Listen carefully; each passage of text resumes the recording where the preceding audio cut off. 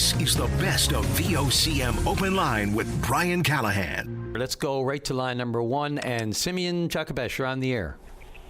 Hi, good morning, Brian. Good morning. How are you feeling? I'm okay. Feeling good. Good. I know we've crossed our paths a few times, and I know you've had some real serious health challenges, so it's good to hear. Yeah, getting really good. Cool. Good. My health is starting very, very good now. Yes. Feeling good. Talking good. Yes. Thinking good. You sound good. Yeah. Anyway, good morning. Good morning to your listeners, to everybody, and Newfoundland and Labrador people. I just want to touch base on the. For the longest time, I think I've been very vocal about our health Labrador, and I just want to put it in the context where the listeners can understand and why I am speaking out of a health Labrador. Back in the old days of Zimmerman, I want to try to summarize it, my comments, sure. my column. Back in the old days of Zimmerman, I recall hearing stories from my grandfather and other people that passed away. They were talking about the Grand Cell, I think at the time, it was the name of the health, which is now Health Labrador, Mental Health Services, I think. Our people were sent to St. Anthony by air, and I heard they were admitted in the hospital of St. Anthony, and I think because of the tuberculosis at the time, the outbreak at that time, right. I'm pretty sure that's what it is, and they were sent to St. Anthony, and some people were received surgery, and I could remember some of the stories that was shared to us when I was at a young age. One of my grandmothers saying that they could hear people screaming in the OR room without anesthetic, and I got no doubt that I truly believed them, because they could hear people screaming in the OR. And some people told me after the fact that they received a surgery, they were given the needle, it was so painful, they said, the surgery, and they barely saw them, they said, barely alive. And my great-grandfather is buried there in St. Anthony somewhere in that area. A lot of people are buried there from old Davis Island. Anyway, back to Davis Island. Once another settlement was established in late '67, I believe. Davis Island was established, and of course the priests, the teachers, the RCMP, and the government officials came and resided in that community, and the experience we had, it wasn't a pleasant experience, and there was a lot of stories that broke out on CBC, and other documentaries came out. And one of the things I find, I've been advocating this, and I've been speaking about this very openly, that the healthcare system that we have now in Labrador. And I could recall, in Davis, I was a police officer then, and I was a constable on the RCMP. And my sister, my younger sister's infant was very sick, very ill, and he was a baby infant. I don't know how old. It couldn't be much old. A few months old.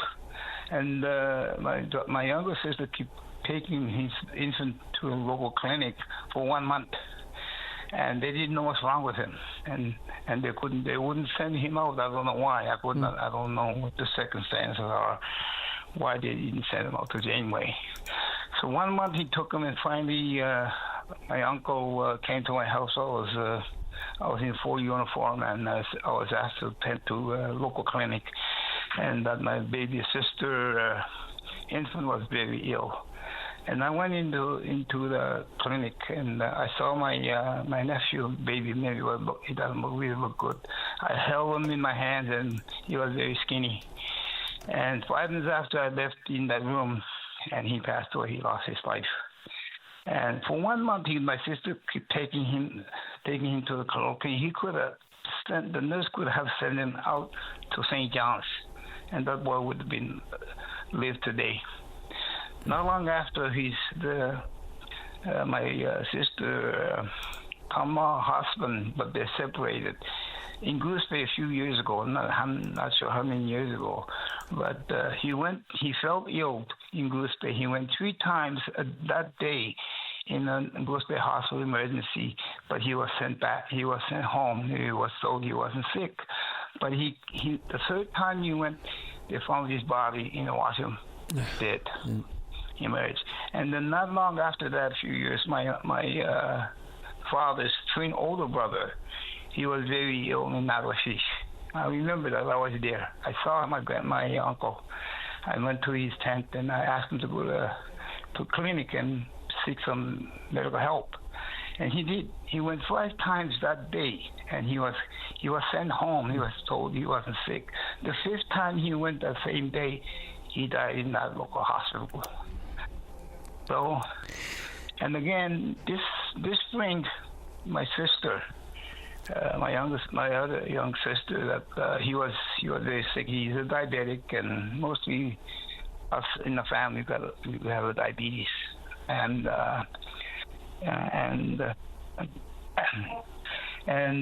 he had really bad foot this spring, and I was there in Goose Bay, and I saw her, and her foot was really bad. And he was flown to Navashish spring, and he was told that a physician or a surgeon will call you, will look at, you got a small problem on your foot which can be fixed in no time. That's what he was told. And then she went home, and then 2 weeks ago, maybe, if my memory corrects me right, he was very sick in Navashish, but he was made back out to Lab City. That was a couple of weeks ago, and then he was transferred to St. John's, and then they amputated his foot. Yeah, and that foot could have saved if it was taken. She was taken seriously, and the doctors dealt with it right away. Were they told that the foot absolutely could have been saved if there hadn't been that delay? Yes. Oh, yes. Yeah. That's what she was told when I was there in Goose Bay. And that's something for them even to admit, you know. Yeah. And they said something. There's only a little surgery that you need to go through. That's what she was told. But eventually, she lost her foot because of the lack of attention, I guess. Yep. And so many stories that the people in Labrador have to go through. I know not long ago a woman from Shahadit, he had some problems in her chest, and then I think she was diagnosed with the heart problem, and then she seek medical help in emergency in Goose Bay. Then he was sent home, and then while she went home, she died. So there's so many stories that happened, but I think it's time Lila Evans and Kit Russell, MHA, and Tony Wakeham. He's the former CEO of Health Labrador. Yes, he knows. I'm sure Tony knows aware of all the problems I know, and I know for a fact, he knows. He was the boss at Labrador Grenfell. Yes, absolutely. He was the CEO. So he knows the situation. But Simeon, look, just last week or two, or was it a week or two? No, a few weeks ago now. I think I was away. But at the time, the minister, Lila Evans, of course, announced, all these new enhancements to improve healthcare overall for Labrador, whether it's subsidies for return flights or inter-regional travel or reduced applications and bookings, and trying to, speeding up, the claims processing time and booking windows.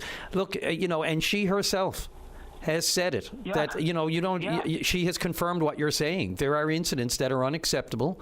There are people who have died. There are people who've lost, as you said, limbs while waiting, not just in Labrador, but absolutely in Labrador. And the minister has mentioned this as well, and she's even famously said, sue me in the province if you feel you've been hard done by. So, I'm not sure that's a great option or a great response, only in the sense of what can we do about it, because it's too late after the fact. But, there's certainly no hiding the fact that that it's just not acceptable. There's no question about that. The government themselves have admitted it.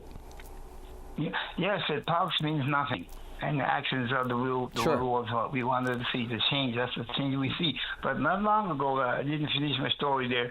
my wife, she got really ill in Shahadi this last fall, and she went 2 times in Mertz, and she was only prescribed Tylenol, and he has a severe pain. And I saw her, vomiting, and her face was pale. I'm not a medical person. All I have is first responders training. Of course, that's about it. And but I know there was something wrong. While I was in St. John's, I went to visit my daughter. She resided in St. John's, and my other daughter, youngest daughter, we took her to the health site. She had a major surgery on her head, and at the same time the surgery, I was booked a surgery in Halifax, which I say we're the lucky ones to be very lucky to be in that position in Halifax Hospital. My wife got really ill again in Halifax, and I said, honey, you gotta go to the hospital. Your face doesn't look great. You don't look good. I said, they're going to perform surgery. I know that. I said, you don't look well. I said, there's something wrong with you. I said, and she happened to. I took her to the Merge. Right away, she was admitted. The next day, she got a surgery. She had a liver. She had a stone in her liver bile, and the doctors told her you could have lost your life. And in Goose Bay, they didn't take it seriously. If we were in Goose Bay, she would have died. Those are kind of things, but these things have to be looked at because somebody has to be accountable and be responsible what's happening to the people. Some lives are lost because of that systemic racism, racial profiling, and I truly believe that today because that's what's happening to us. They don't take it seriously. They label us as drunks, addicts, drug addicts. We don't care about nothing, and that's how we've been labeled, and that's systemic racism that we encountered ever since Columbus landed on this planet. Simeon, the reconciliation continues, right? And as you said, it's fine. Words are great. These land acknowledgments and all that sort of thing at the beginning of meetings and everything. That's lovely. That's the easy part, right? Those are the easy things to do. Fixing this and overturning and changing the mindset, as you just said. The systemic racism that does still exist, there's no question. To what extent, to whom it's still a mindset. It's still in the psyche, whether we like to admit it or not. And things like the Innu inquiry and those sorts of things are important steps. But as you said, it's the actions that matter. Simeon, I'm right at beyond the break. Do you want to take a sec to wrap up? Yes, I just want to reflect back to the Aboriginal Children Inquiry. A lot of stuff is going to come up because I was on when I was in Quebec. I had a chance. The inquiry called me again. I had to show how it affects me. Oh my God, I had a hard time. Doing it. Your son Thunderheart, right? Was the death, the suicide of your son Thunderheart after his time up in Saskatchewan and back here, the things that you never got answers to. That was a precipitator. That was one of the. But I got answers now. I got answers. It came out during inquiry, and it's shocking, and it's devastating. And I said, this is what we need for a health laboratory because we need to know what happened. Although the actions are going to be taken and the words are good, but we need to go back to the root, what really happened, and examine the healthcare. And I think this inquiry is probably the best way. And I think I'm going to push that every day. As long as I live, as long as I can speak English, that's my goal. And your English is great, Simeon. And look, the final report recommendations from the Innu inquiry respecting the treatment experiences and outcomes of Innu in the child protection system. That's due in October, so we wait for that. And that's going to blow somebody's minds when they see that report. It'll all be there, in black and white. Yeah. Okay. Thanks, Simeon. I appreciate the call, and keep up the good fight, my friend. Okay, I will. Take care. Yeah. Okay. Maybe the stairs are hard right now, but I'm going to keep going. Oh, no, I have no doubt. Thanks, Simeon. Yeah, okay.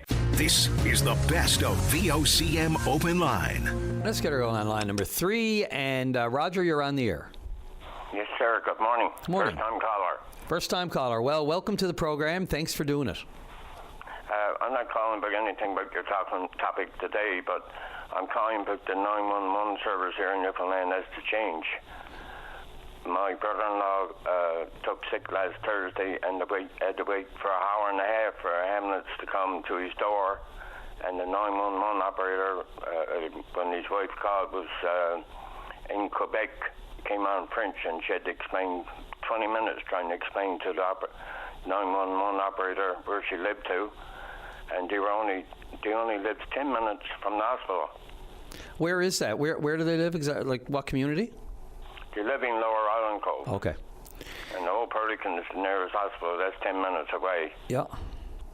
And they had to wait for ambulance. The ambulance had to come from Winterton. Meantime, there was 2 ambulances parked in Old Pelican that night, and the ambulance drivers, techniques were had a night off. Were you told that by... I was told that, yes, sir. I was told that, yeah. By the operator or by... No, by my brother-in-law's wife. Okay, and who told her that there were 2 ambulances just waiting, just sitting there? Her daughter works at the hospital. Okay. And I won't mention anybody's name. No, not at all. And not that I have any doubt in what you're personally saying, just that people understand where the information came from, right? Yeah. So what was the what was the nature of the call, too? Not that it should matter. Obviously, if you got to call an ambulance... He's a 75-year-old, really bad diabetic. He got up from the chair and fell face noise on the floor, and she couldn't move, and she couldn't get out to anybody else, so she called 911.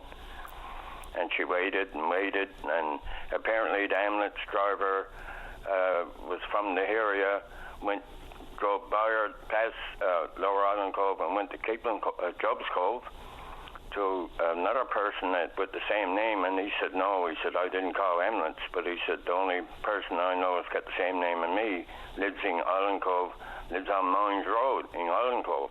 So he explained to her how to get there, and that's how she got there to... But isn't it first and foremost, it's the address they need, not so much the name of the person, isn't it? I mean, yeah, that's right. Well, she gave them the address. They said what street, and she said we don't live on a street. She said I lived on a road, Mines Road, and she tried to explain to them. She was 20 minutes on the phone trying to tell the 911 operator. How long? 20 minutes? Did you say? 20 minutes. That's twice as long as it would have taken to get. That was speaking French. Were they speaking French, or was it a broken... No, they were speaking French. Just French, so there's no bilingualism? No English? No, I don't know for sure. Okay, so that... Maybe it was, but that's what she said, you know, like she didn't understand what they were saying. Yeah. She gave them their phone number. She had to spell it out where she lived and everything, so, you know, all this time. But in the meantime, hour and a half waiting for ambulance, and the hospital was only 10 minutes away. We know that... Yeah, sorry. She couldn't lift him up because he fell face noise on the floor, so she didn't know if he had anything broken or not, you know. No, absolutely. But you said the ambulance driver is familiar with the area. They're from the area, right? No, not this ambulance driver. She lived there one time, but she lives away from here now. Okay, so the driver... Did you eventually get an ambulance to the house? Yes, hour and a half after. Hour and a half. Yeah. I mean, that man could have died on the floor. And what was the explanation the ambulance driver gave for the length of time? She didn't give any explanation. Did anyone ask, or? I don't know for sure. Because that's always, the most reliable to come from, that person who, and they can tell you exactly what information they were given. Why would you have to explain yourself 20 minutes for to come to your house? You know, like she said, there's no street number, but there is a road. I mean, you know.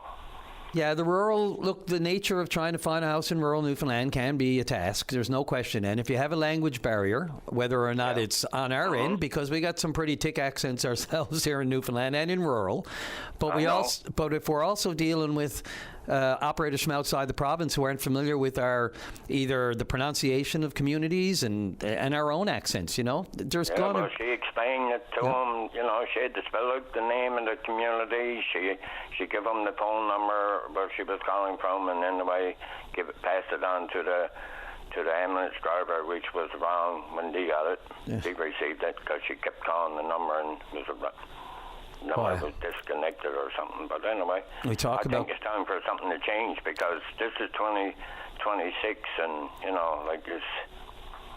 That man could have died. He's still sick now. He's still not well, but I mean, he could have died waiting for ambulance hour and a half. It's not acceptable in my terms. I agree. An hour and a half for as far as they had to come, and then to not get the road right, or not get it looks like there could have been a delay with a miscommunication or misunderstanding about the address.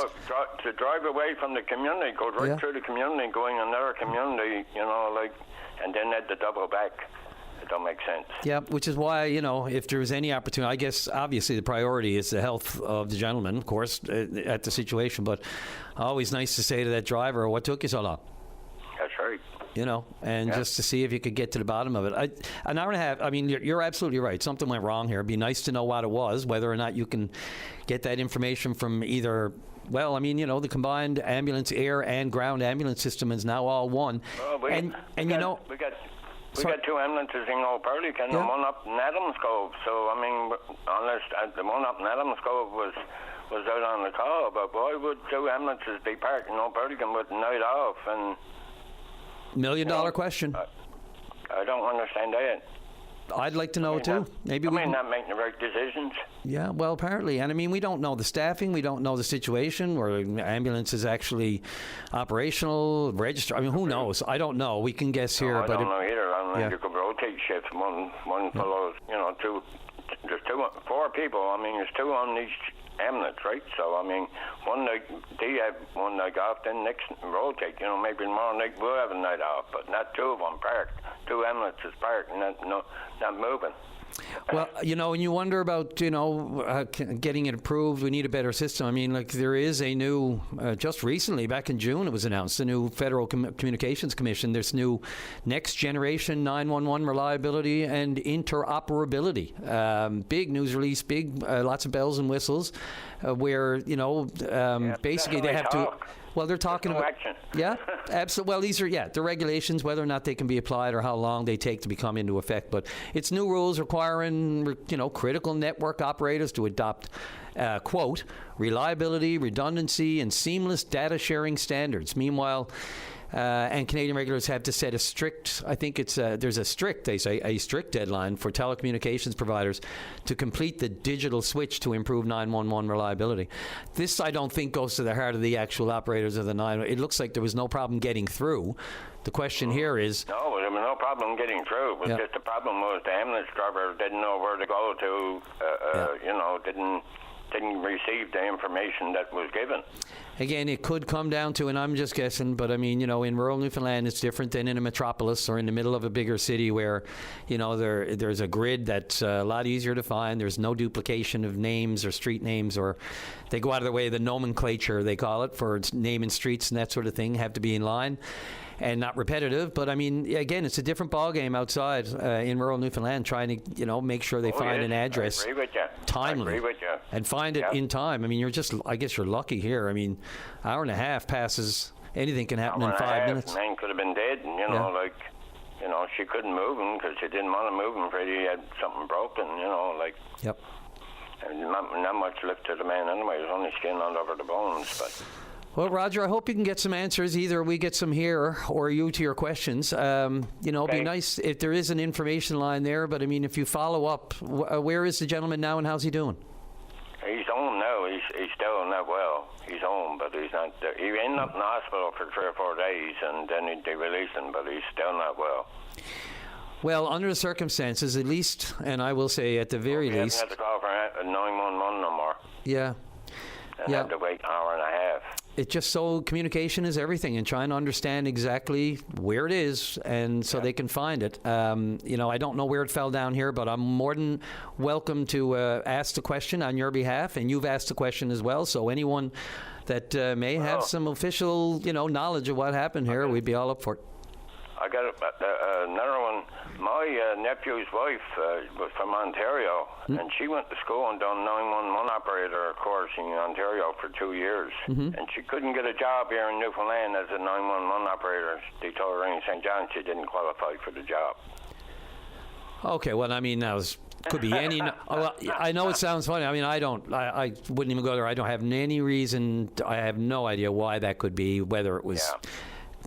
I'm not even going to guess. That's a totally different issue. And when you're trying to get a job, there could be all kinds of different reasons, whether or not there are openings. And I will say this: it would be certainly preferential, I would imagine, to have somebody with local knowledge handling those calls. Maybe now, but back there, 7 or 8 years ago, before they brought in 911. Yep.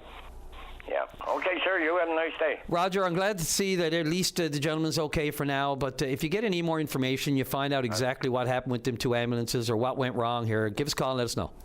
Okay, sir. This is the best of VOCM Open Line. Today, let's go right to line number 4, and Chess Crosby, you're on the air. Well, thank you, Brian. I always value the opportunity to use your platform, and I've always greatly enjoyed going on it. Sure.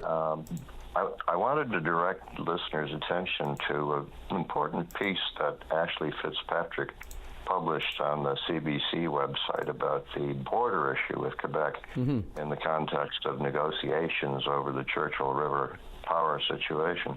But before I do that, many of your listeners would have kind and fond memories of my mother, Jane Crosby, who was a great partner and helpmate to my father, the Honorable John Crosby, who passed 6 years ago.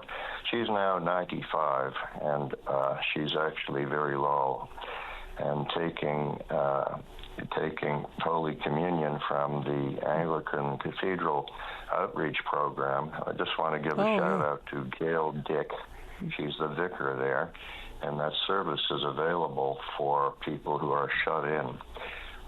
In any event, I say that because your listeners would remember Jane, my mother, and their prayers and best wishes would be of great value. And my best to your mom, too, to your mother, to Jane Crosby. She has been a great host to me over the years, over down in St. Philip's, and when I've been down for a couple of interviews over the years, and gave me a great tour of some of the items that they collected over the years from their travels around the world when John was federal minister and that sort of thing. But a great host, always very welcoming and kind to me. So yes, I echo those sentiments, and for the program as well, for shut-ins. Yeah. Well, thank you for that. Now to the business at hand, something really, really, really important to Newfoundland and Labrador, and that's why I'm calling in about it. And I mentioned the Ashley Fitzpatrick article, well-researched and a long one, about the history of the ongoing SOAR, which Quebecers, Quebec governments, and the Parti Québécois in particular, it's a SOAR which they love to pick at. They have a propaganda bandwagon there that claims that the original boundaries defined 99 years ago by the top court in the world available to Quebec at the time and to us, that the boundary it defined is somehow wrong and represents stolen land. And as well, when we went into Confederation under the terms of Union, paragraph 2, that boundary was recognized by the Constitution of Canada. So, legally speaking, there's no contest here. It is what it is, and Premier Wakeham has more or less said that. So some might say, well, why talk about the boundary? Why bring up the troublesome subject of the boundary? You're only going to upset the Parti Québécois. You're only going to get them worked up, whatever. It's not important enough. It's already recognized and all that. But here's the thing. They are in Quebec right now making it an issue. And if they're unwilling to include a provision in a renewed MOU that recognizes the boundary as it was defined under the Constitution when we entered Confederation, then they're not trustworthy partners to be in a big deal with over dividing the benefits of the Churchill River system. Chess, that's my argument for including it. I just want to put forward the case that this is actually very important. The article by Ashley Fitzpatrick, which is an example of good CBC journalism. You don't get a whole lot of them in my view, but this is an example of good CBC journalism. And she interviews different experts, and there's one expert located in Montreal who wrote a book on the Churchill River, published in April earlier this year. And this expert makes the point, and it's in the article, that Quebec is using the border dispute in its negotiations to its advantage. We've got to put a stop to that. We've got to take away that toothache and put an end to it. So that's my first point. The border thing is real, and I'm calling on Premier Wakeham to address it as he called on the Fury government to address it a year ago before he became the Premier himself. That's the first point. So that's number one point. There are two other points that listeners might like to keep in mind when they evaluate for themselves the achievements of the renegotiation of the MOU. May I say what those are? Yes, sir. Briefly, we're going to try to get into a next caller, but go right ahead. No, I'll be brief then. No problem. The question is, there is huge billions of dollars of annual economic value involved in the Upper Churchill alone, just the Upper Churchill, never mind the rest of the river, never mind Gull Island, never mind any of that stuff, never mind wind power, which may not be subject to this, but ought to be. $4.5 to $6 billion in annual economic value or rent that the Upper Churchill alone can generate for its owners, and we're one of those owners, the majority owner.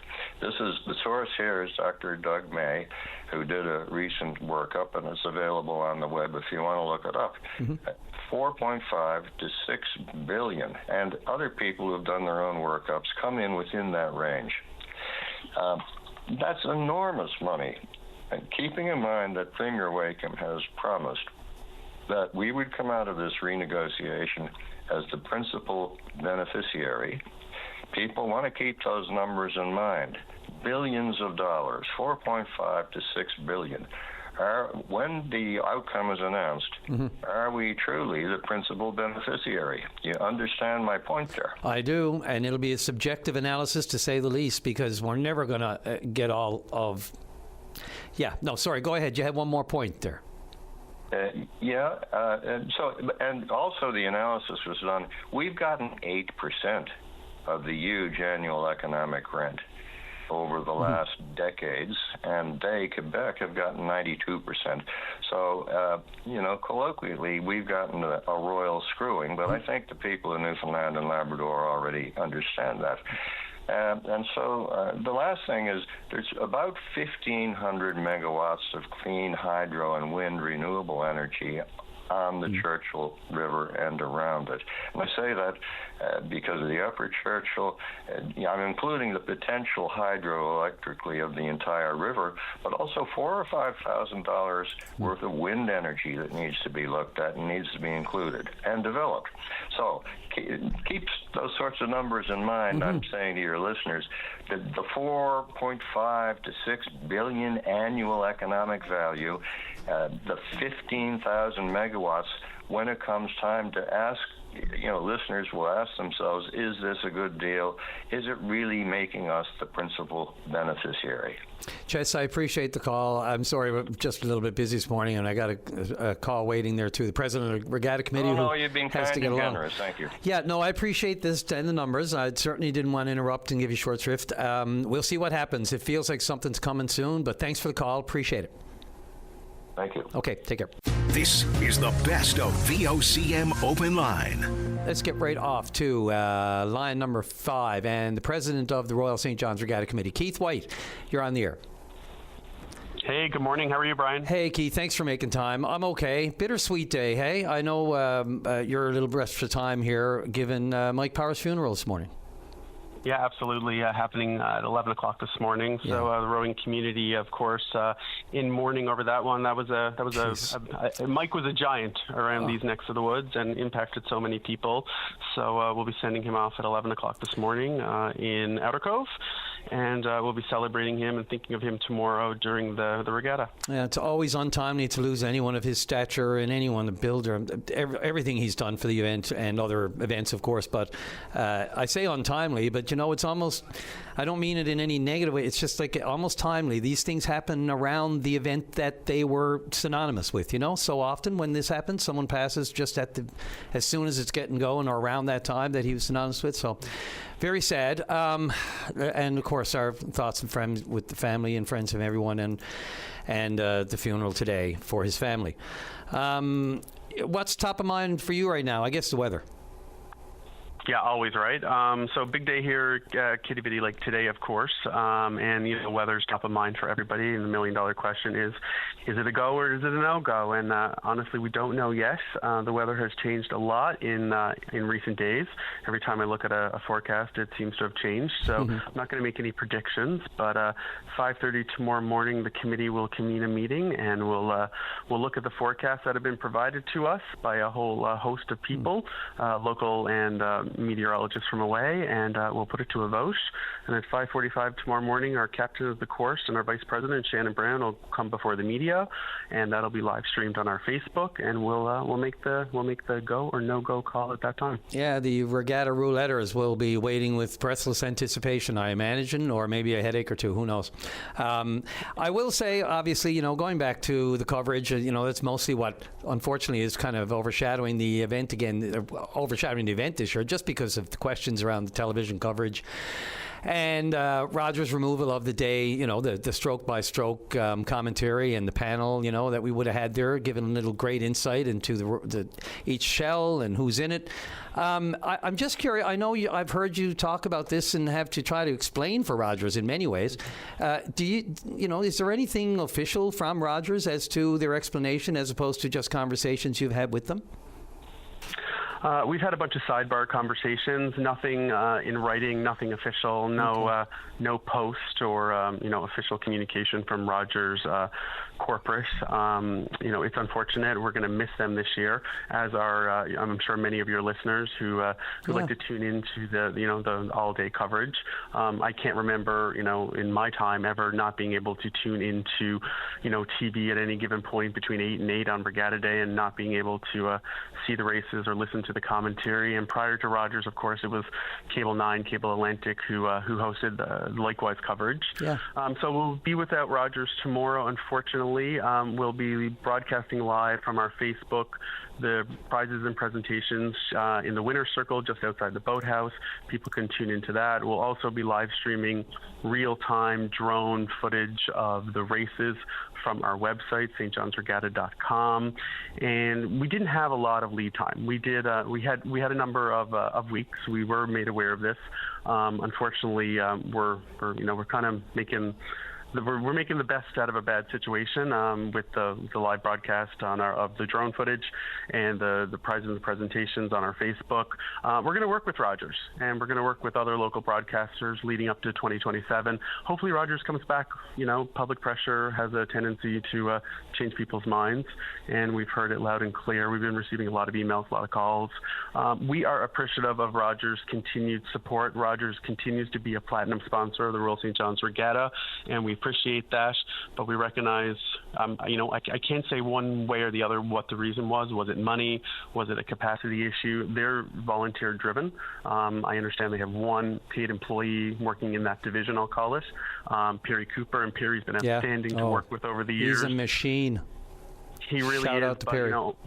One person can't do everything, unfortunately, and to my earlier point, they're volunteer-driven, and Laura Bell Emba and Laura Lydia Lovelace, they're going to be lakeside on behalf of Rogers tomorrow, or, weather pending, of course. So they'll be here. They're going to put together a little package. It'll air at a later date. They'll be interviewing rowers and kind of, taking in the races and talking to people about their regatta experiences. But it won't be live, and we won't be receiving, the stroke-by-stroke, race-by-race commentary that people love so much. So we've got, 366 days to kind of right the ship, and fingers crossed they're back next year, and if not, then we have an alternative and we can bring back that live commentary that people love so much. Yeah, it would have been, as you said, it's too bad it was last minute, but so you're telling me they let you know. When did you first get wind of this from them? When did they first give you a hint that this might be happening or will be happening? There's been hints. We, as a regatta committee, officially, there was nothing ever put in writing that this is done, unfortunately. It's unusual, hey? I mean, it'd be nice to have some kind of formal notice. Here's what we're doing. Here's why we're doing it. I get it. They're a great sponsor and that sort of thing, and they've been doing it, a lot of them on a volunteer basis. But it'd be I'm sure you would have appreciated probably something more solid and official in a more timely fashion. Yeah, of course, and we're to my earlier point. We're appreciative of their ongoing, corporate sponsorship, but we do really appreciate the in-kind sponsorship we received as well in terms of the live broadcast. And a 6 months heads up would have been awesome. We might have been able to work with that.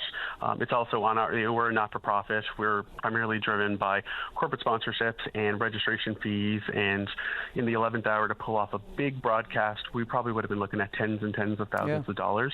And for a not-for-profit, it wasn't doable in the 11th hour. But we've got some lead time now leading up to next year's regatta. So when everybody kind of has a little rest post this year's regatta, we'll reconvene and we'll chat. But on the bright side, the championship races at 6:30 and 7 o'clock tomorrow evening will be live broadcast on NTV with commentary, as always, as they've done for 45 years. So people can tune into NTV tomorrow evening and check that out. Yeah, it's unfortunate you have to speak for them. It'd be nice to have a rep just to come on and say, here's what happened. Communication. But I understand the spot you're in, and, you don't want to bite the hand that feeds you in many ways, and they're a great sponsor. So, but, explanations are good, communication, and like I said, if you knew you had that something might be coming a little sooner, I know that, you say you knew maybe a few weeks ago, got a hint of it? Yeah, I can't say definitively if it was 3 weeks or 5 weeks, but we it wasn't significant notice, and there's not much more we could have done with the time frame that we had, unfortunately. Yeah, someone asked me the other day why there was only a news release last week, but I just didn't know when you knew. So, and again, I'm not going to disclosure. We felt I understand, and people are curious, and we felt on Sunday that it was like, hey, word had started to trickle out, and it wasn't my place to say NTV is doing X and Rogers is doing Y. It was on them to make the announcement. But we were starting to receive calls and emails, and we felt like it was, on Wednesday it would have been too late to tell the people when they tuned into TV and they got, a blue screen. It would have been too late at that point. So 3 days notice, unfortunately, it was, it had to be done. And last little plug for tonight, Regatta Eve concert. We got Carolina East, Celtic Connection, and Navigators. Looks okay. It doesn't look like there's a lot of rain or anything like that. Maybe, I don't know, but looking pretty good for that.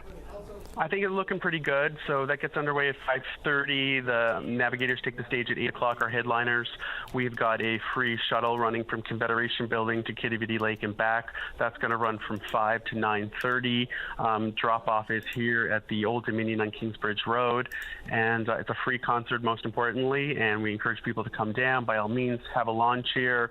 A lot of concessionaires are going to be open tonight, so bring some cash, have something to eat, play a game of chance, and we'll do this all again tomorrow, starting at 8 o'clock with the first race of the day, and we'll end tomorrow at 6:30 and 7 o'clock, respectively, with the women's and men's championship races. Yeah, let's hope those showers hold off tonight, too. But it is what it is. At least it's not going to be a burning sun or anything. Like the last couple of days, either day would have been perfect. Almost no wind, bit of cloud, bit of sun, but anyway, fingers crossed. Absolutely. Fingers crossed indeed. Thanks again, Keith. I appreciate it. I know you're a bit short of time today, too, but thanks for making time for the program, and good luck with everything tonight and tomorrow, hopefully. Absolutely. 5:45 tomorrow morning, the go or no go. Tune into our Facebook, and you'll be the first to know. Or, better still, right here on VOCM. Absolutely. This is the best of VOCM Open Line. Go to line number 3, and Dan, you're on the air. Good morning, sir. How are you? Good. How's it going? Not too bad, not too bad. I'm a resident of Sail Cove up here, and CBS, is it? Yes, it is CBS, the western end of it. Yep. We have a replacement of the bridge. It's been many years trying to get this bridge replaced. It's supposed to be replaced last year, but where they had the fire there in Hollywood, they cancelled it because it was another way of getting people through and out of the area if needed. Mm-hmm. So that was fine. So it was cancelled for 1 year. So the contract was issued to a company in Corner Brook. That bridge has been closed out now since May the 4th. Yeah, I'm looking at the updates on the Conception Bay South website. It's beyond belief. No one has been at that site for 3 weeks, the company. Because they ran into a little bit of a problem, they said. They ran into solid bedrock, and they can't drive power lines down into the ground. The last update we had from the council, now I'm after emailing the mayor, several councillors. I went down and spoke to the engineering department, because that's exactly what they say. We need to contact the engineering department, or we're going to bring your concerns to the engineering department. But we're hearing basically little to nothing. So just talking to the contractor and so on and so forth, they ran into solid bedrock on the water side. They can't get the pillars down in the ground. Mm-hmm. They just brought up solid. Now they can't get them up out of the ground. So for the last 3 weeks, they have been going around, apparently, looking for some other source of drilling holes so they can put the pillars in there.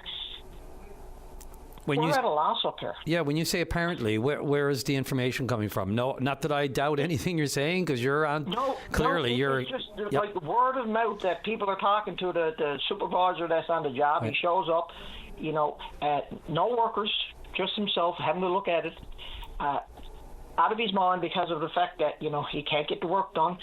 This job's supposed to be finished in August. They haven't even completed, say, the eastern side of the bridge. They haven't even touched the western side of the bridge. The bridge is gone. It's just an empty space there with a massive crane there, a backhoe, all kinds of equipment lying around, and nothing being done. The council needs to come out and have a meeting or do some kind of thing instead of just posting, well, they ran into a problem. They need to inform the residents of this facility up here what they're going to do with it. Why is there a big delay in the project? It's $2.5 million. Yeah, 2.6 according to government, but yeah. Right. So is this going to be a cost plus, or are we going to be on the hook for millions more because of the delay? That's a great question, Jan, because delays obviously cost money, right? So, and I will say this, as far as projects go and updates go, and councils updating the public on, it's pretty substantial. It's quite substantial, the updates they've been given. Like, I'm on the site here. There's one on the 19th. There's one on June the 2nd. There's one on June 18th. There's one July 3rd, and then, as you say, the one on the 21st of July talks about they've commenced the piling phase, and of course, during this work, unfavorable subsurface conditions have been encountered resulting in construction challenges. And they say the contractor, and this is for this is for the benefit of our listeners. The contractor is actively trying to procure additional equipment to address these issues and minimize their impact. While these conditions may result in project delay, the contractor and consultant are working collaboratively to reduce possible delays as much as possible. But that's the extent of the explanation. It doesn't say beyond that to what extent it will be delayed or what. So fair enough. Right. So we need. We have a small business over here, Sealco Grocery. It's hampering their business also. That no one can come. You had to go all the way around Sealco in order to alleviate whatever you're going to do at that store. So you're taking revenue for those guys, unless you're a diehard, which we are. We'll go around the whole way. But the point of the matter is that they have to inform us instead of just saying, okay, they ran into circumstances. We understand that. Sure. But before this project was tendered, another company came up and they drilled core samples on each corner of that bridge, 4, 2 on each side. Mm-hmm. So 2 on the left, 2 on the right, 2 on the left, 2 on the right. So if you're going to tender a job, someone from the company that has this, someone should have been reading these core samples and saying, listen, we're probably going to run into a massive problem here because of solid bedrock so many meters down into the ground. We can't pile these I-beams down into the ground to form a foundation to build this bridge. So unless someone missed the point of looking at these core samples, winging it and saying, okay, it's not a problem. So here we are now, waiting to get something done, and if you can't contact your ward member, you contact your councillors at large, or you contact the mayor, the only response is that, well, we're going to consult with the engineering. I went down to the engineering, and all I got from those individual that I spoke to down there was that they ran into problems and they're looking for additional equipment. That's 3 weeks ago. Yeah. So this project is probably never going to get finished until maybe the snow is on the ground, because you haven't completed one side, the eastern side, and you haven't even started the western side to beat all that concrete out, take out the ground samples. Are we going to run into the same problem on the other side? Who knows?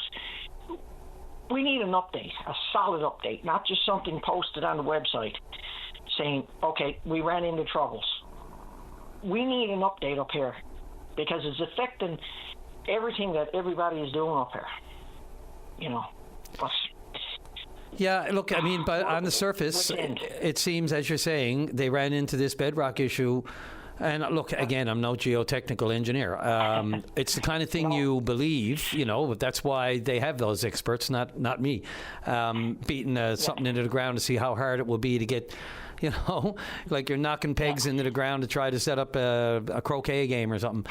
It's different. Absolutely. And I'm wondering, I don't know. Is that the kind of thing that should have been discovered and established before they went down this road? It strikes me that a lot of the initial work was getting rid of the old bridge, clearing the site, making sure the fully taken down, and then the lay down areas and that sort of thing, and prepping for the work.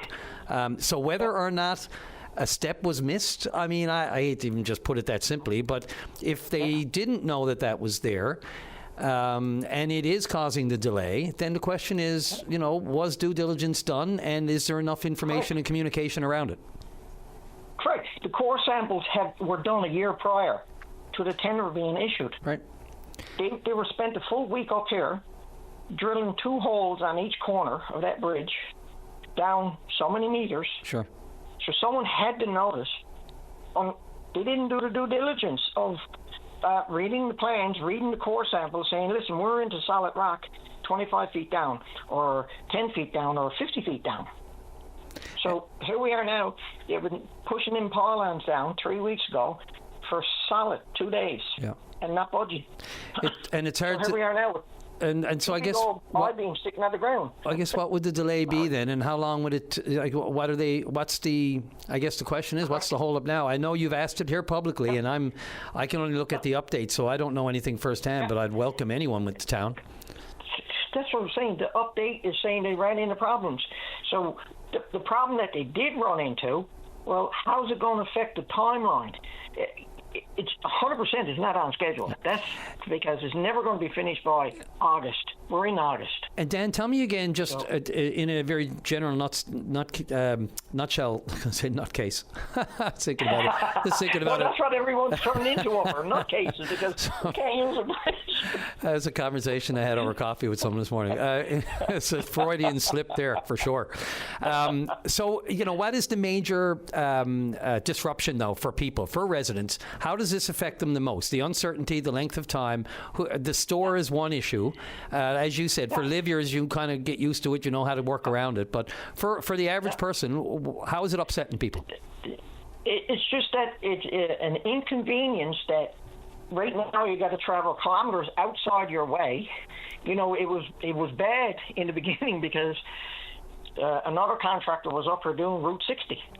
Oh, yeah, so right. Yep. They had that road tore up, so in order to get to the other side of Seal Cove, you ran into 15, 20 minutes, 10 minutes, 5 minutes, depends on where the area was being dug up.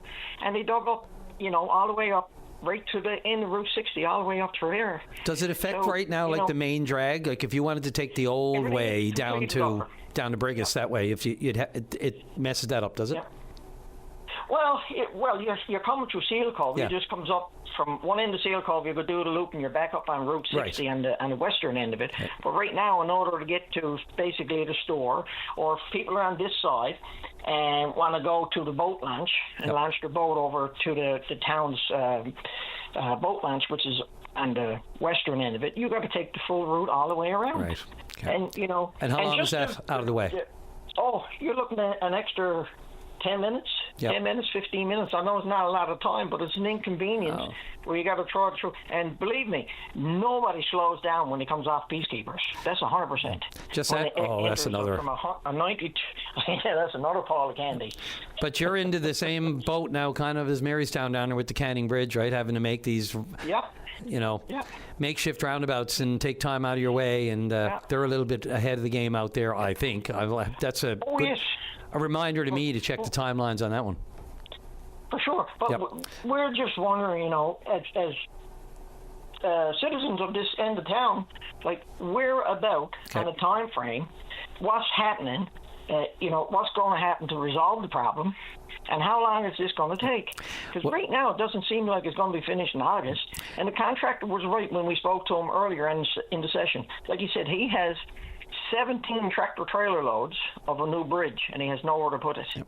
So we can't know where to put it now because he hasn't even got the bridge, the prep work done. Yeah, it sounds like the cart before the horse. How long is it going to take? Sounds a little like the cart before the horse. Dan, I got to get off the break, but look, it's been loud and clear here this morning. If 100%. We know that the town listens. I know that the mayor listens. Occasionally he hosts a show. So every now and then he gets on. That's another. But I mean, and that's fine. I mean, I don't take any issue with that. But certainly, just in the realm of him being aware of what's going on, I'm sure they're listening today, and hopefully there'll be some response to either here on the program or to you yourself. Oh, he got my number. If you hear anything, let us know.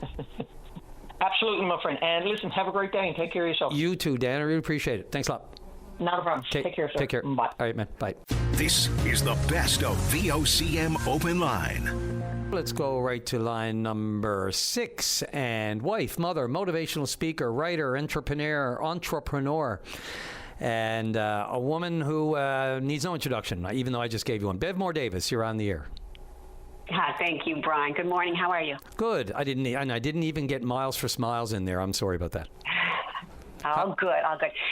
Thank you so much. I have some exciting news from Miles for Smiles Foundation, but first I'm going to start with, okay with you, the court numbers for July. I want to give you those. So for the month of July, we have 428 charges laid in Newfoundland and Labrador, charges of crimes against children, and we have 74 people charged with those crimes, and the charges took place in 9 out of 10 of the provincial courts. This information we provide monthly. I just want to take a minute. Connie Pike from our team, she's invested countless hours in tracking, recording, publicly sharing this information every month. And I just want to give her a shout out because Connie's a gem. I mean, the work she's done, even prior to Miles for Smiles with RNC, our CMP, Coalition Against Violence, just goes on. And we feel so fortunate to have her on our team. And, we just appreciate her dedication and commitment to Miles for Smiles. So big shout out to you, Connie Pike. Sure. But, so going forward, we have decided we're going to put those numbers online. Over the years with Miles for Smiles, we have, sought to get statistics, and they're incredibly hard to get. So at some point in the last few months, we realized that, this information we're gathering every month is incredibly valuable, and we really need to do something with that. So basically what we have started yesterday, you can go to our Miles for Smiles webpage now, and you will see all of this information that we're giving you. So you're going to see, for the month, you're going to see the charges laid, as I just gave you, along with the number of people, the number of provincial courts, as well as an increase or decrease in the charges. Additionally, you're going to see a running total of the number of charges of those crimes against children, as well as the people charged. And just looking at it right now, Brian, I can tell you the current number of charges that we've had in Newfoundland and Labrador. I can't believe I'm telling you this number. From January 1st to July 31st, we're talking 7 months, 211 days. We have 2,667. I'm looking at it on your site right now. Yep. Yeah. And I mean, it's incredibly disturbing and concerning, and most importantly, because we know with every one charge you hear, there's 9 more that we know of, and that's not just a Newfoundland and Labrador statistic; that's a global statistic. So that's still accurate. We say for every one, there's 9 more that you know more about. So and those are just charges. Those are just the charges, the ones that have been brought to any kind of light. Exactly. So you're going to see that every month, that information, and as if you scroll down through the page, you're going to see those infographics. We think they're quite valuable because with those, you're able to see the provincial trends from month to month. As well, you will see a breakdown in all 10 regions. So we think that's great information to have out there. I do want to point out, by the way, that there's a couple of things that you won't see on this page. We're not going to identify victims or those charged. And as we just mentioned, the information reflects just a very small percentage of the full extent of child abuse and exploitation that's happening in this province. The data won't show case outcomes or convictions. So it's important to know that what you are going to see is, the monthly and regional patterns, and highlight where greater attention and resources may be needed in the province.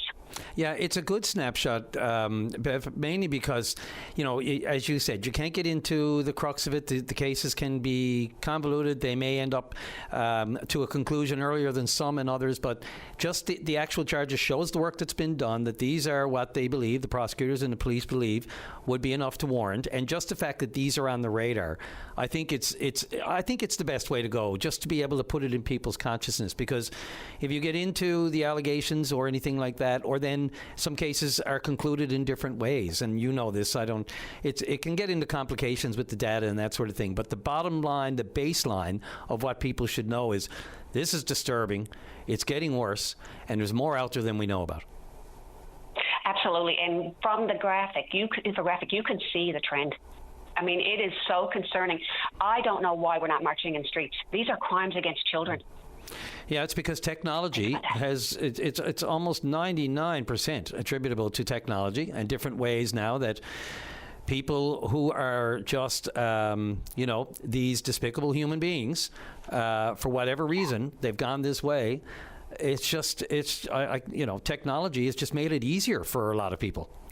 To access it, to share it, to trap people, to, lure, the luring, and the cases that I've covered in court of how, deceptive they can be, or how just cruel and trickery and everything else they use just to satisfy a very, very disturbing, insatiable habit. It's just really troubling, really disturbing. It really is. It really is. It just causes you to pause and reflect. And I don't know how we got here. I don't know. Sometimes I say this, and I know it sounds horrible, but it almost feels like there are people that are just emotionally, what's the word? They're just so corrupt. Emotionally corrupt is another term. Oh gosh, I can't remember it right now, but it's bankrupt. Yeah. It's just so hard to wrap your head around that these crimes are happening to little children, and all ages of children. Yeah. And it can be generational. It can be, more often than not, I don't need to tell you that many of these people have been victims themselves as children. And so there's that kind of harm doesn't go away. It's ingrained. It scars your psyche, and it can turn you down the wrong path in a heartbeat if you're exposed to this kind of stuff before you are in any way intelligent about it, adult enough about it. Unfortunately, that's a reality. You're right. Children see and children do. As they get older, the coping skills that they acquire as a child, the things that the punishment, the disciplines that they themselves, unfortunately, yes, that is passed on to their children and then grandchildren. Like it's just a horrible, horrible cycle. Yep. So, with all of this, we're just really hopeful that it will motivate some real change. Hopefully government and community groups, organizations will see exactly where resources are needed and be able to take this information and do good with it. At Miles for Smiles, we're going to continue to do what we do. We advocate for permanent, consistent body safety education for children and prevention programs. But, at the end of the day, we all have a role to play. Everyone from the parent to the neighbors, school teachers, doctors, everybody. If you suspect something, Brian, I was in a situation just a week ago, and I didn't plan on telling you this, but I witnessed what it looks like to be somebody being exploited in a shopping center, and I was almost shaken. So I took all the information I took and pass that on to RNC. But this stuff is happening around us, and we have to be more mindful. And when we do see something that we suspect, we have reported. It's better to be wrong. This particular case that I just referenced, I mean, a couple of hours made a difference. So it's important. Everybody needs to be vigilant. And you need to understand it's on your street. It's in your town. I mean, so many people, it's bothersome that people think it doesn't happen here. It's happening. It's more than you realize. It's happening everywhere. And you have to be aware of what you're seeing sometimes, too. I know what you're saying. Sometimes it is what it is. Other times you're not sure. As you said, what's the worst can happen? You could be wrong. At least a tip where it can be followed up as opposed to just turning a blind eye. If it sees something that you feel is not right, then it's probably not right. Bev, thanks for this today. I'm really glad you followed up because I know Connie had mentioned these before, getting the stats on your website. So anybody can have a look at them, milesforsmilesfoundation.com, and then just scroll down a bit and you'll get to the little icon there that just says click on for the criminal, NL court data, crimes against children, and you can see all the stats right up to date. Exactly. Thank you for the call. Thank you, Brian. And good luck. Care. This is the best of VOCM Open Line. We're to line number 1, and Ward 4 Councillor Tom Davis, you're on the air. Yeah, I'm actually pulling a dunk tank down to Kitty Bitty Lake for a charity that's got it for tomorrow. That's that noise. Sounds of the dunk tank bouncing around. I can think of a few people that would be popular in the dunk tank these days, but that's just me. Yeah, well, on Sunday, at the Justin Blunden fundraiser car wash in the Ghouls, you'll be able to dunk definitely myself and Donnie Earl and probably some other people. I don't want to speak for anybody else. I think Councillor Bruce might be there. I think Councillor Nosey might be there, but I don't want to 100% guarantee they're going to be there. But you'll definitely be able to dunk me sometime. I don't know. Anyway, where's the dunk? A couple of things. Where's the tank going to be down at the regatta? Same place? Yeah, this tank. Now I won't be in this one. I'm talking about Sunday for the Justin Blunden. I was talking place. Yeah. And I apologize because I should have had this at the tip of my tongue because I didn't plan to talk about it. But it's a ball team of some sort that are doing a fundraiser down there. It's a different one than years past. No worries. So get out and support the team. Yeah. If you can. Test out your arm. You might even make the Jays roster.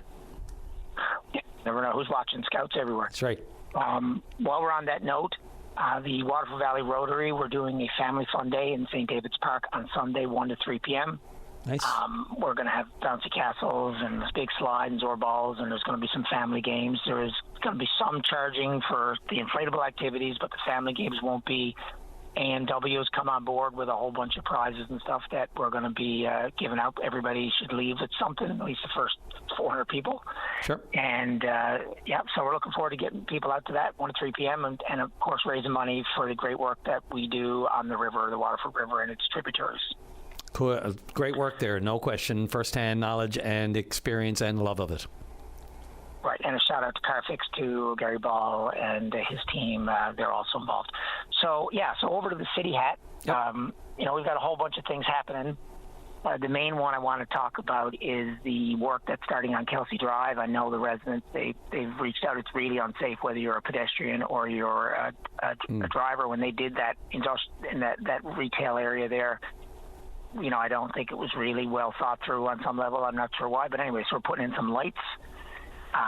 That from the Walmart and the Swiss Chalet sections, there'll be lights, and then by the TD Bank, there's going to be a medium there that will not allow people to turn left onto Kelsey, so it'll be right turns only.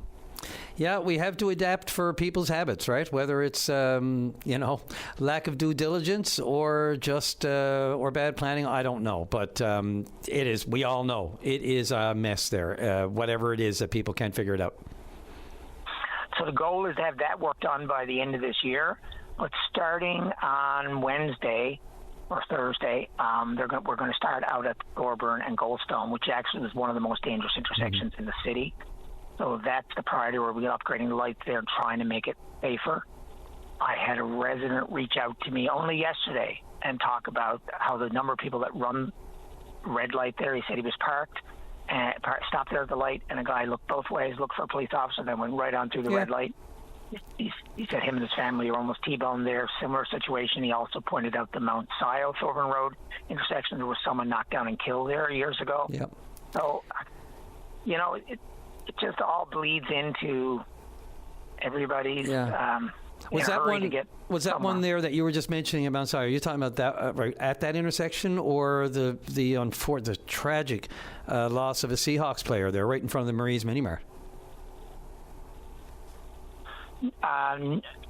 Well, you know what? Actually, I think you're right. Well, sorry, he referenced it, so I brought it up. I do remember. I think that's the one he's before saying. my time as counsel. That's probably the one we're talking. Probably the one we're talking about. Of course, we just down the road, near Larkyle, loss of a 6-year-old child. They had a celebration or a service for that child on Sunday.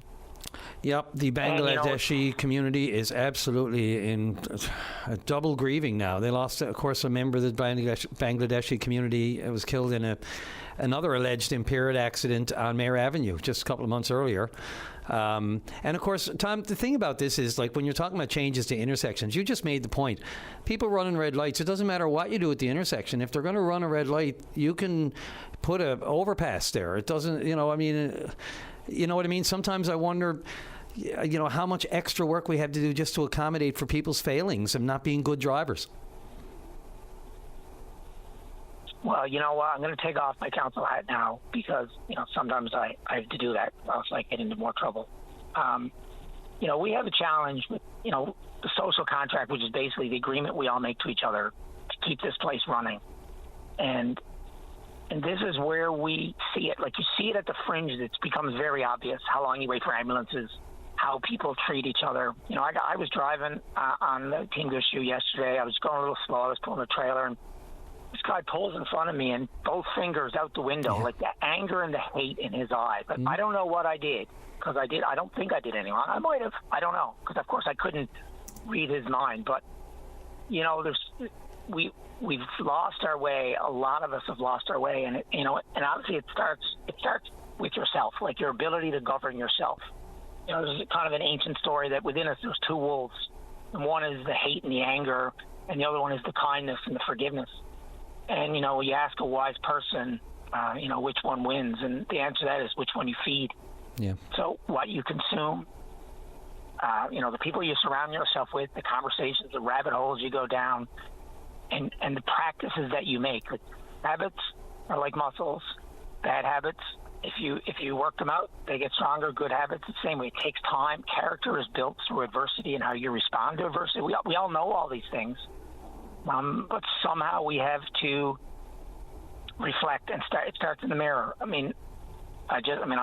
blessed to have an incredible partner. You just had Bev on, and the damage that is done. And, I see it firsthand, but in the work we do, we see, the increases in all kinds of chronic ailments, the mental health damage, the loss of productivity, autoimmune diseases. It literally goes on and on. And the challenge is that actions that happen, they cascade, they build on top of each other. And this is the type of thing we need to realize. We have to start with ourselves. What are we doing that we maybe shouldn't be doing, and can we make a promise to ourselves today to make small steps to move in a little different direction?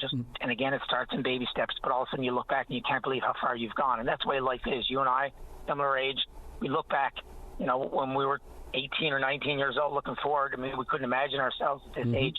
And, we've made different choices, and here we are. And so I just call on people to think about where they are right now. Try and value the future more than the present, and that's when you start being able to make, smaller, different choices. If you're just living in the moment, I was talking to a young guy yesterday, and he was saying how on social media they're getting this all bombarded with, there's, who knows, the world may end tomorrow. Live for today, party, don't worry about tomorrow. And I don't think that leads to a happy place, no matter what the world brings. So I call on people to reflect, and I want to echo one thing that Bev did say, which was about reporting things, and you said it actually, and she echoed it.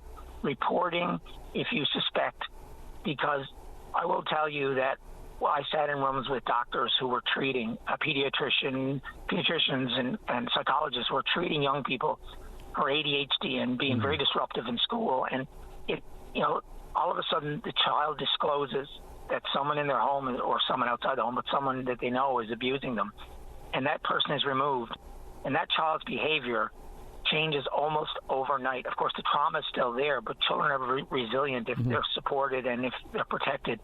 And so, intervening as early as possible will lead to less health care, less people in corrections facilities, a happier, healthier population, a society that can not be angry and not hurt other people and not hurt themselves. And I just, that's my message for today is let everybody self-reflect. See if there's one thing you can do today that can move you in a different direction. You're absolutely right. Remove the child, and they can see the ways of normality as opposed to the abnormality that they may have been exposed to. Tom, we're right at the news. Look, I appreciate the call. Always your contributions as well as your partner. Much to add to this show and to society. So I appreciate your words. I echo much of it. Thanks for the call. And some other day we'll talk more about scooters and e-bikes. Yeah, sounds good. Take care, everyone. Right. This is the best of VOCM Open Line. Let's go to line number 2. Daryl, you're on the air. Well, hi, Brian. How you doing today? Good morning. Pretty good. We had a little day off yesterday for the Stet Day, so, a little bit extra rest does a body good. Oh, yes, all good for the heart and soul, no doubt about it. It was Gander Day here yesterday as well. Yes, the whole festival of flight. Yeah, that was fantastic, and they had the first year ever. They had the drones firing fireworks, and man, the drone was fantastic. Yep, awesome. I really enjoyed it. Those drone fireworks freak me out altogether. I got to be honest. It's oh yeah. But they did this here in Gander's first. They done it once before celebration, but it was just drones, and I found it was so nice, and the lighting. They had different designs, and to me, it was a good as positivity. Just looking at it, right? So I really enjoyed it myself. My wife, we really enjoyed it. I must say, it's all good. Take all the positivity I can get, Daryl. So thank you. Yeah, no, not a problem.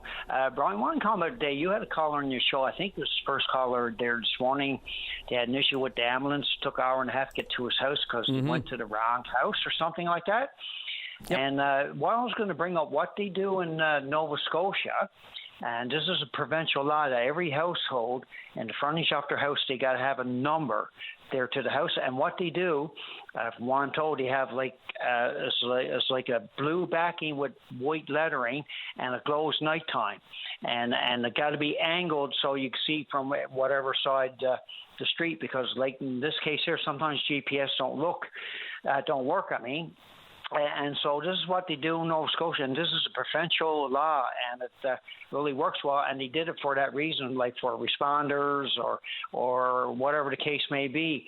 But you go to a lot of places around here in Newfoundland and Labrador, you see houses you don't know, there's no numbers or whatever, and like GPS don't always work. And what happened with this gentleman there this morning, what happened in their case, they went to the wrong household. But I think this is what the provincial government should look at, is that you got to have every house got to have a number, and it's like a neon glow color. I'm told they do it with blue, with white, and nighttime it glows, and got to be certain distance from the road, I guess, or in the front of your house, like could be put on a tree or whatever, but it got to be visible. And maybe this is what we got to look at, because I'm not sure what this gentleman. I hope nothing serious happened. I hope that everything worked out for him. I didn't get all the conversation there, but this is what we got to be more innovative, creative. Just something simple like that. It can make it easier for the ambulance, fire truck, police, or whatever.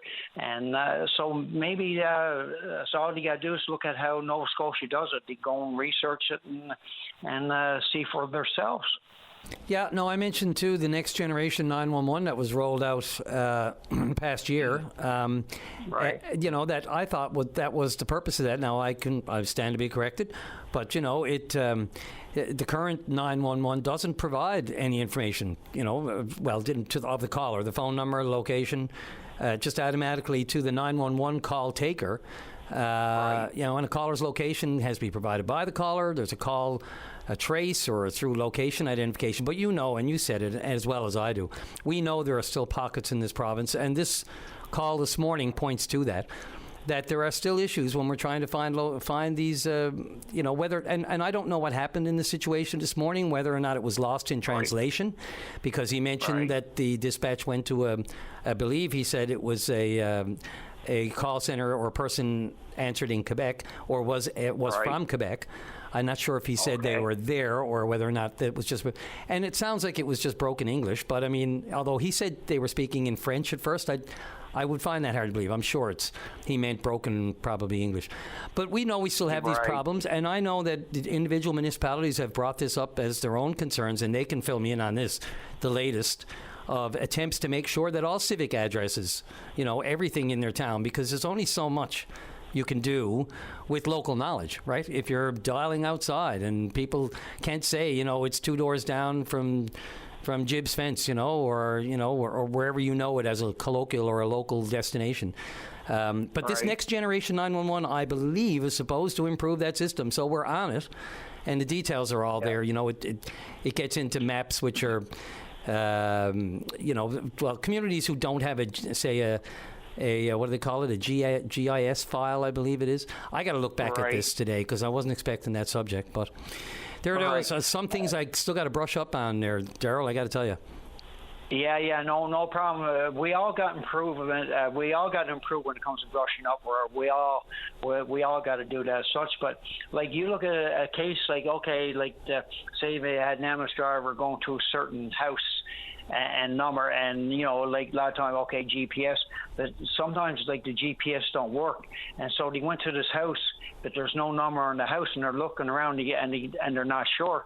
So I think what we got to do is add to the amenity is that make it a lot of every household got a number, and that's what they had to do in Nova Scotia. And I was told due to the fact that the GPS system always never worked when they're trying to go to emergency or whatever. So this is why they put it in law, the provincial government, that every household in the province, rural cities, whatever, they all got to have a number. And they did it for that reason, because due to an event there, like probably what happened there this morning, we're not sure what totally happened.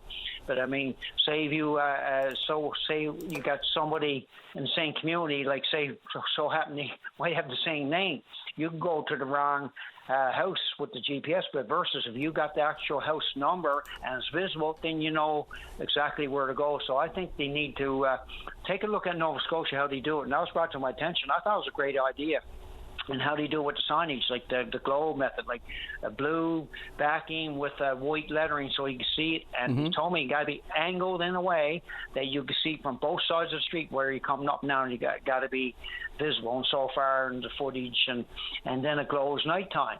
And so when I heard that caller there this morning, I thought it'd be a great time to bring up this issue. So something simple like that, can make a big difference. And it's no-brainers to bring them on and have every household have their house visibly could be seen from the road. So it can make it easier, because technology can fail you. You can't always rely on the GPS and bring you right. Sometimes that has glitches as well as anything else when you look at it in general. Absolutely. And this next generation 911 is 911. I shouldn't know 911. Right.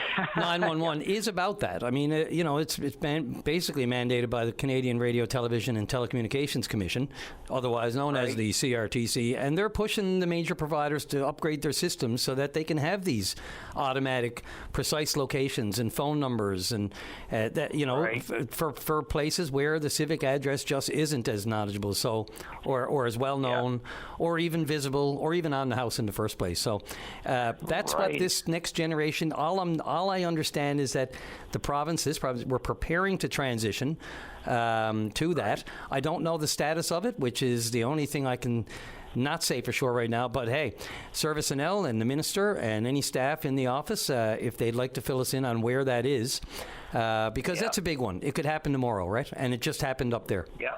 With this man in Lower Island Cove.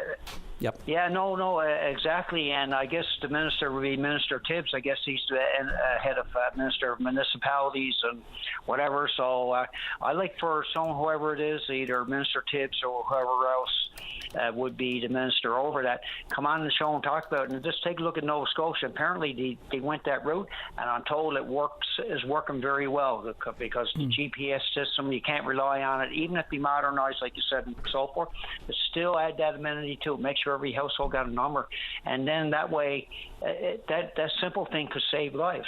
I think it more I was just going to say, I think it might be Minister Guzny, I think, with ServiceNL. It may be his bag. Okay. So I'm not 100% sure, but I'm sure we'll get, I'm pretty sure ServiceNL that's where it falls under. But you mentioned Minister Tibbs, that's all. Yeah.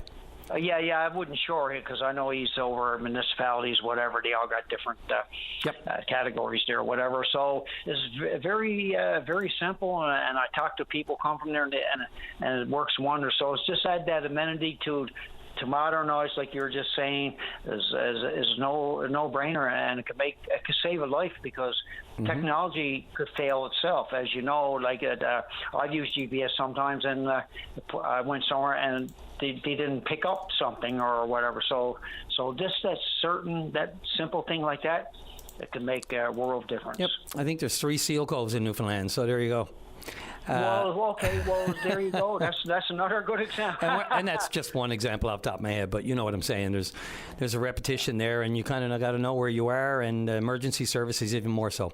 Darrell, I'm right at the end of her. Thanks a lot for the call. Appreciate it. All right, again, thank you for having me on your show, and Brian, keep up the great work as usual, and all the best to you and staff at VOCM and your listening audience. Appreciate it. Thanks, Darrell. Don't be a stranger. Always appreciate the call. Take care. Okay, thank you for your time. You too. Bye now. Okay, bye. And that'll do it for this Tuesday edition of Open Line. Of course, we'll be back tomorrow on Regatta Day. Hopefully Regatta Day, possibly Regatta Day. It's looking promising. We'll see what they do. I'm not going to even guess that right now. Let's hand things over to Captain Sarah Strickland in the cockpit. I'm glad you smirk. I wasn't sure whether you're sick of that yet or not. You're not flying WestJet today, are you? No. Okay. Sarah Strickland with the news. Thanks, everyone. Drive safely. Arrive alive. VOCM cares.